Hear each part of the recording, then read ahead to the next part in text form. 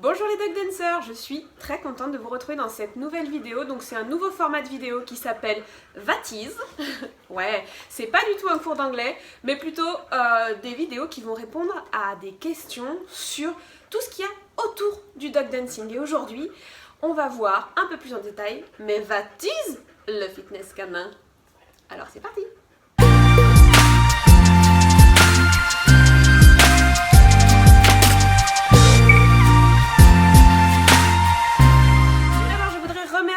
Corentine, l'éducatrice positive de Cinotopia. Si vous ne connaissez pas Cinotopia, il faut absolument que vous vous rendiez sur son blog.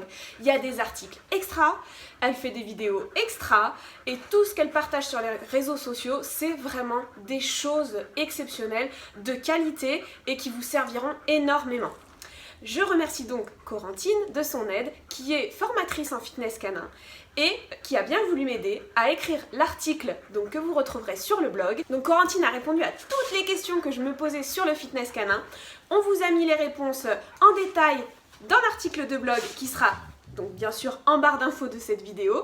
Et dans cette vidéo, je vais vous parler brièvement du fitness canin pour vous donner envie d'en savoir plus et d'aller vite cliquer sur le lien de l'article de blog. Dans cet article de blog, Corentine vous a mis des petits exercices que vous pouvez réaliser vous-même chez vous et aussi vous a fait un petit cadeau qui se retrouve tout en bas de l'article. Je ne vous en dis pas plus, je vous en dirai plus à la fin de la vidéo. Donc le fitness canin, qu'est-ce que c'est ? Est-ce que c'est des chiens en tutu qui s'étirent? Pas du tout!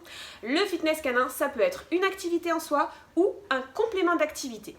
C'est-à-dire que vous pouvez pratiquer le fitness canin avec vos chiens, faire de la proprioception, du renforcement musculaire ou plein d'autres choses. Que vous pouvez le faire juste comme ça, comme une activité en soi avec votre chien, mais que vous pouvez aussi le faire pour vraiment optimiser et on va dire protéger votre chien dans les activités intensives que vous faites avec lui, comme le canicross, l'agility, le flyball, etc. Mais aussi le dog dancing. Donc oui, mes mains bougent parce que forcément j'ai le cucu de Cracotte et la tétette de Gypsy juste ici. Malheureusement avec le cadrage, vous ne pouvez pas admirer ces bêtes, bien que vous ayez le toupet de Cracotte ici. Donc le fitness canin, comment ça se passe ? Qu'est-ce qu'on fait? Eh bien, Corentine vous conseille, mais vraiment vous conseille, de commencer en étant encadré avec quelqu'un qui puisse vous observer pour vous corriger, parce qu'effectivement le fitness canin c'est donc une activité qu'on fait avec son chien, voilà, pour corriger une asymétrie, pour gainer le chien, le renforcer à certains niveaux musculairement, pour protéger les articulations, etc. Et donc, si on le fait tout seul chez soi, en regardant des vidéos sur YouTube, et qu'on n'a personne pour nous regarder faire, eh bien, on peut faire complètement l'inverse de ce qu'on voulait, et c'est-à-dire que si on veut corriger une asymétrie et qu'en fin de compte, on le fait pas comme il faut, eh bien, on va pouvoir peut-être faire même tomber l'asymétrie dans l'autre sens, ou ne pas du tout corriger l'asymétrie. Bref, en voulant faire bien, parfois on fait pire ou on fait pas bien. Donc le fitness canin, c'est pour tous les chiens, c'est bénéfique pour tous les chiens, du chiot au vieux chien, aux chiens dans la force de l'âge. Oui. Si vous le faites comme ça, comme une activité un petit peu pour diversifier, mais aussi pour entretenir votre chien, vous pouvez le faire une fois par semaine, c'est très très bien, des petits exercices diversifiés avec des objectifs particuliers. Si vous pratiquez des activités intensives avec vos chiens, alors Corentine vous conseille vraiment de le pratiquer 2 à 3 fois par semaine, mais avec des vrais objectifs et voilà, en étant vraiment encadré ou observé pour pouvoir approfondir et protéger les conséquences néfastes que peuvent avoir certaines activités sur vos chiens. Parce que effectivement, quand il y a beaucoup d'impact, beaucoup de travail musculaire et articulaire, et bien effectivement, si le chien n'est pas prêt physiquement, ça peut avoir des dégâts. Est-ce qu'il faut du matériel pour faire du fitness canin? Eh bien, vous pouvez commencer tout à fait sans matériel ou avec des choses que vous avez à disposition chez vous, des plots, des bassines, même une petite marche dans les bois, ça peut faire déjà une bonne séance de proprioception. Et puis après, quand vous voudrez passer un petit peu au niveau supérieur, vous pouvez acheter du matériel instable, comme on dit, comme les FitBones. Bien sûr, tout est en détail dans l'article de blog, donc là je vous conseille vraiment d'aller lire l'article si vous commencez à être un petit peu titillé par tout ce que je suis en train de vous dire. Bref, vous l'aurez compris, le fitness canin c'est une activité super importante et très intéressante à pratiquer avec son chien quand on a une activité physique intensive ou non.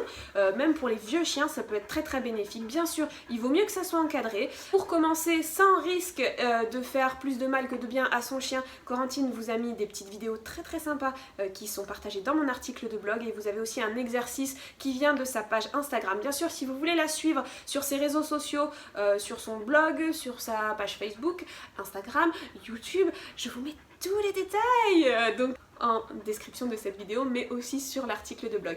Et voilà, donc la petite surprise, le petit cadeau que je gardais pour la fin de cette vidéo, et bien c'est que Corentine ouvre une classe en ligne fitness canin niveau 1, et que exceptionnellement, pour la toute première fois, et pour vous, mes dog dancers, vous avez un petit code promo qui est donc glissé à la fin de l'article de blog. Cette classe en ligne débutera le 4 janvier 2020, donc soyez prêts, il y aura un nombre de places limité.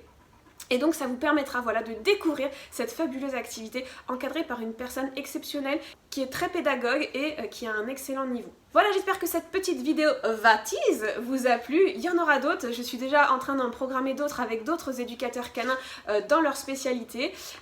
Personnellement, ça me plaît énormément de faire ça parce que ça me permet aussi de découvrir beaucoup de choses. Si vous avez des questions sur le fitness canin, n'hésitez pas à les poser en commentaire de cette vidéo ou en commentaire de l'article de blog. Et puis bien sûr, je me rapprocherai de Corentine pour essayer de répondre au mieux à toutes ces questions, ou alors carrément prenez contact avec Corentine. Mais n'oubliez pas, le conseil, c'est quelque chose de professionnel, donc c'est pas forcément gratuit.